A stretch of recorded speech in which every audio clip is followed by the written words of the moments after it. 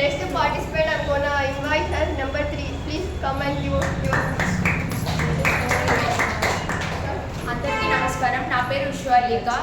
నేను శ్రీమతి కొట్టమాణిక్యమ్మ జూనియర్ కళాశాలలో చదువుతున్నాను. నేను చెప్పబోయే అంశం కాలుష్యాలు మరియు మానసిక స్థితి, మనుషుల యొక్క మానసిక స్థితి ఎలా ఉంటుందో.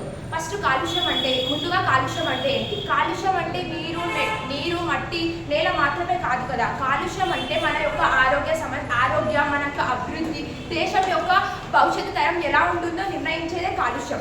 ఇప్పుడు నేను ఇదంతా ఒక చిన్న ఉదాహరణతో చెప్తున్నాను. అనగనగా ఒక ఊరు, ఆ ఊరిలో ఎన్నో పెద్ద పెద్ద భవనాలు, ఎన్నో ఫ్యాక్టరీస్ ఉన్నాయి. అలాగే ఆ ఊరిలో ఒక చిన్న పిల్లగాడు, అతని పేరు సోను. అతను ఏమనుకుంటున్నాడు, అతనికి చాలా ఇష్టం బయట తిరగడం అన్నా, ఆడుకోవడం అన్నా చాలా ఇష్టం. మట్టిలో ఎప్పుడు ఆడుతూనే ఉండేవాడు. అలా అయితే అతను ఆ విధంగా మట్టిలో ఆడడం వలన అతనికి మొత్తం చుట్టుపక్కల మొత్తం కాలుష్యంతో నిండిపోయింది కదా. అందువల్ల అతని ఆరోగ్యం అనేది దెబ్బతింది. అతను కళాశాలకి వెళ్ళడం కూడా మానేశాడు పూర్తిగా.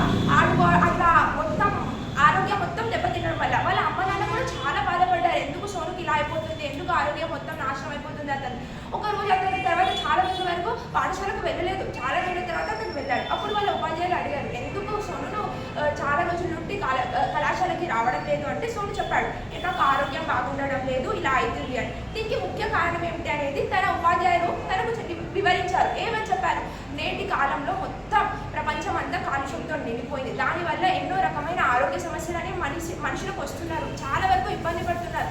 ఎన్నో రకమైన వ్యాధులు అనేవి వస్తున్నాయి అని చెప్పారు. అలా అయితే సోను అడిగాడు, నేనేం కృషి చేయాలి ఈ మొత్తం కాలుష్యాన్ని ఆపడానికి? నా వంతు ప్రయత్నం నేను చేస్తాను అని చెప్పారు. అప్పుడు ఉపాధ్యాయులు గారు ఏమని చెప్పారు, చెట్లని నాటాలి, ప్లాస్టిక్ని తక్కువగా వాడాలి, వాహనాలు ఉపయోగించడం తగ్గాలి, ఇలా కొన్ని నివారణలు చెప్పాడు. అప్పుడు సోను ఏం చెప్పాడు, నాకు తగ్గంత నేను చేస్తాను, నేను ఎంత కృషి చేయాలనుకుంటున్నానో అంత చేస్తాను అంటున్నాడు. అప్పటి నుండి సోను మొదలుపెట్టాడు చెట్లని నాటడం. ఈ విధంగా చిన్న చిన్న అతనికి తగ్గంతు అతను చేయవలసిన ఏమేమి చేయాలనుకుంటున్నాడో అవన్నీ చేయడం మొదలుపెట్టాడు.